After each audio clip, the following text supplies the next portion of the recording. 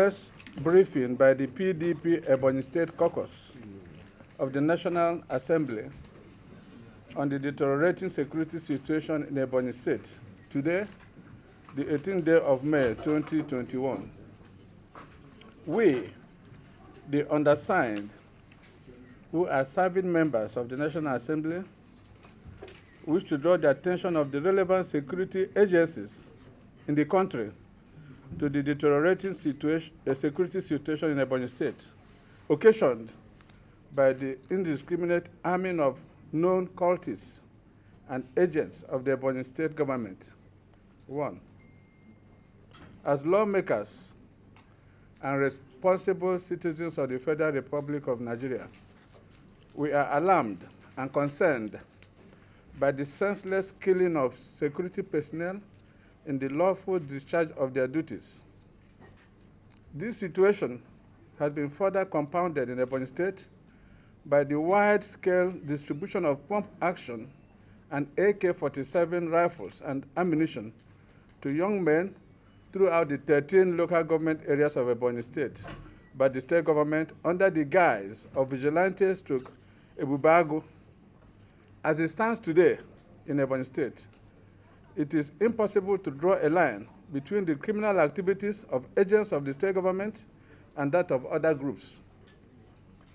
Today, Ebonyi State is awash with weapons supplied and distributed by the state government to persons who are undocumented nor trained in weapons handling ostensibly for use against perceived political opponents.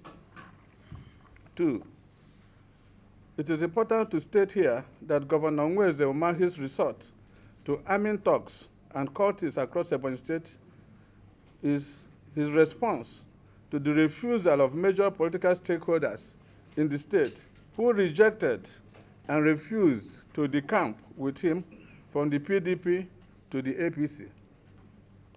For this reason, Governor Umahi has decided to procure and distribute arms and ammunition to thugs, cultists, and some of his appointees under the guise of vigilante stroke Ebubago to intimidate and stifle the People's Democratic Party in Ebonyi State. It is for this reason that Ebonyi State has become the first and only state in the Southeast to inaugurate and arm the so-called Ebubago. 3. As law-abiding citizens, we have written to the Inspector General of Police and heads of relevant security agencies on the deteriorating security situation in Ebonyi State.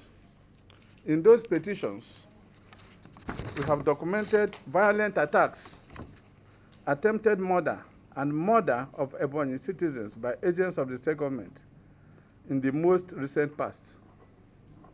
The latest of these heinous crimes is the attempted murder of one barrister Amos Obonnaya, a former coordinator of the Development Center in Ebonyi State.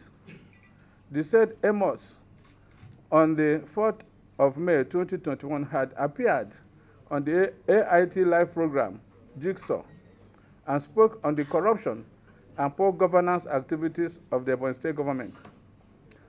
On the 13th of May 2021, Barrister Amos was kidnapped in his village, Okposi, by a gang led by the personal assistant to the governor named Chinonso Obasi, aka Consider, in broad daylight, and operating a state government-owned white Hilux vehicle. By sheer act of providence, Barrister Amos was not buried in a shallow grave, which had already been dug, but remains incapacitated and at risk of losing both of his legs in a private hospital at Enugu. 4. Only last week, Governor Mahi gathered what he termed town hall security meeting at the state capital, Abakaliki. However, in those meetings, the governor merely used the platform to issue threats and incite violence and public hatred against PDP members of the National Assembly and other perceived political opponents. 5. We shall end this press briefing by inviting the heads of the relevant security agencies to note as follows. 1. That the governor of Ebonyi State, Chief David Umahi, is misusing the Ebonyi security outfit to proliferate arms in Ebonyi State. The world needs to know that his target is not criminals, but political opponents. 2. The Ebonyi State government has distributed dozens of guns, pump action and AK-47 and ammunition across the state to individuals who are accountable to him. We have pictorial evidence of development center coordinators and his other staff clutching guns and other dangerous weapons. We also have audio evidence of the governor's younger brother, Mr. Austin Umahi, addressing agents of the state government on how to deploy their weapons on perceived political opponents. That Mr. Garba Aliyu, who is the Commissioner of Police in Ebonyi State, is pliable in the hand of the governor and hereby leaves law-abiding citizens at the mercy of gun-tottling vigilante stroke Ebubagu. 4. That every effort must be made by the relevant security agencies to recover and mop up the arms and ammunition in Ebonyi State, which Governor Dave Umahi has distributed to individuals who were neither trained nor documented as to keep record of those in possession of these firearms in Ebonyi State. And 5, that the Inspector General of Police should note that Governor Umahi should be held directly responsible should any harm befall any member of the National Assembly. Signed, Sam Egu, Senator Obinogba, Senator Mike Amanachi, Right Honorable Sylvester Obaga, Right Honorable Igariwe Iduma Enwo, Right Honorable Chukuma Mwazonko, Right Honorable Anayo Nwono, and Honorable Linus Makwe. Livinus Makwe. Well, while I allow some of my colleagues to answer, let me start with the last one. We are making this press conference as members of the PDP caucus of the National Assembly. I'm also aware that other stakeholders, apart from us here, will also do their own press conference to buttress what we are saying is not purely on political issue. So that I hope that answers the second question. It's not only ourselves. Other stakeholders will also do their press conference. Excellency, if I can come in to the first arm of your question. We are Ebonyi people. In fact, Dr. Senator Sam Egu was our first executive governor. So we have had experience of life in our state. And what we are telling Nigerians is that there is now a spike. There is now an increase which we have never seen before. And this started just because our governor recently, which you all know, decamped from the PDP to the APC. And all of us here in the National Assembly refused to join him. If you listen to our press conference, that is the reason, the principal reason, the genesis of this spike. So his response has been to recruit all these elements we are talking about to use violence, so to speak, and coerce not just members of the National Assembly, but the entire people of Ebonyi State, particularly of PDP, to toe his line. So it's a recent thing that just started because we refused to join the APC with the governor.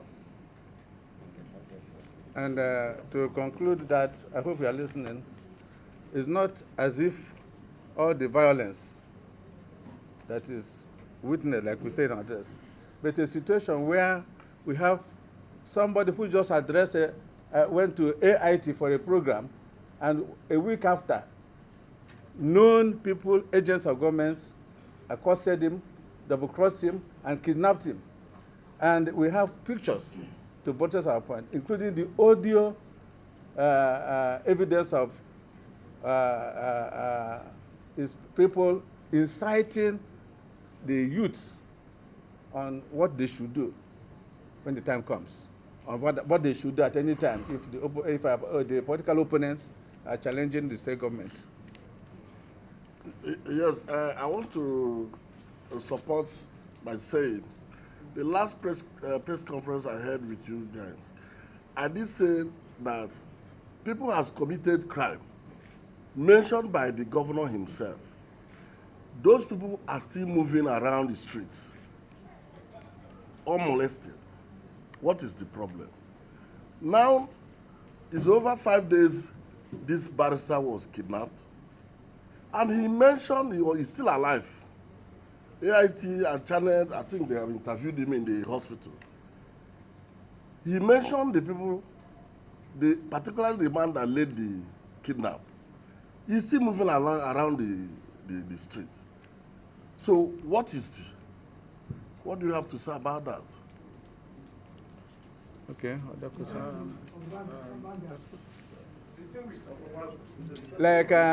like somebody had said before, the governor is not the first governor that has been in Ebonyi State. It's not the second. And it's not the second. I want to tell you that those who are opposed to state police because of the misuse of the governors may have their point, but that we cannot use because of the attitude of one or two governors oppose what generally would be the best interests of the whole country. We know that state police, you cannot get somebody from Sokoto to now know the criminals and all the nooks and crannies in Ebonyi. It is better you get an Ebonyi man. That's why we support, and a lot of Nigerians will support, especially under these serious security challenges. It's only those who are indigenous of that place, we know the place, and try to provide security solution. I know there are abuses, like in every situation. A case we have seen in Ebonyi State is one of the cases where these issues is abused. So we cannot use one particular issue and then generalize. So we still believe that the issue of state police is the best for this country. And moreover, there will be guideline. National democracy. Our democracy is predicated on the 1999 Constitution. And the provision of that Constitution, especially in Chapter 4 of the Constitution, guarantees citizens of this country that freedom of conscience, freedom of association. So every Nigerian is free to associate with any political platform. What we are talking about, or what you have described, is where, like our leader here, Senator Ebo, has said, there is a fundamental abuse of provisions of the Constitution and our democracy. There is no reason why a governor will raise arms, raise a militia against his own former party people, and more fundamentally against his own citizens, merely because they have refused to follow him to decamp to another party. We haven't seen a justification to decamp to another party. If we had seen a justification, maybe we would have followed our governor. But as members of the PDP from Ebonyi State, where PDP has held the fort since 1999, where PDP has controlled everything in the state since 1999, we have not found any reason other than personal interest, why we should leave our PDP, a party that has brought us to the forelight from PDP to the APC. So it's fundamentally a case of abuse that the governor will raise a militia, raise arms against his own citizens just because they have refused to follow him to another political party. Thank you. And we are not saying this because we're afraid. Though. We are not reporting this to security agencies because we don't know what to do in the state. It's just because we are law-abiding citizens of this country. Nobody has the monopoly of violence. I want people to take that note. Please don't retaliate. Let's listen. So at this point, we should hand over this to them. This is a copy of the pictorial evidence we talked about. You can see. Can I have any? What is that? What are those documents that We have it now. Wait now. Excuse us. Wait. Yes, wait. Yes, this is a copy of, just a moment, this is a copy of the petition. This is pictorial evidence. This is the pictorial evidence of people carrying pump action and other weapons. So, We give it to the leader. Please, Victoria something, and this is a press conference. I need one person to come to Arise News to expand on what you've said tonight. One of us? Yes. Tonight? Yes. Okay, we'll find out who has the time. Please, this is my number. So that if any of you is we'll need one person to speak for long. so you people can Give photocopy. opportunity to need one person to come to Arise News. Okay.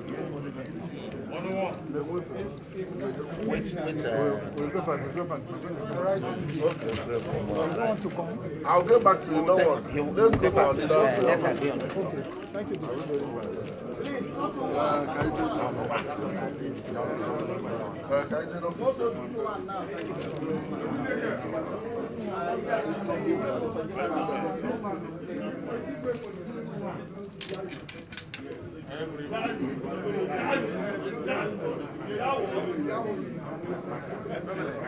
Everybody.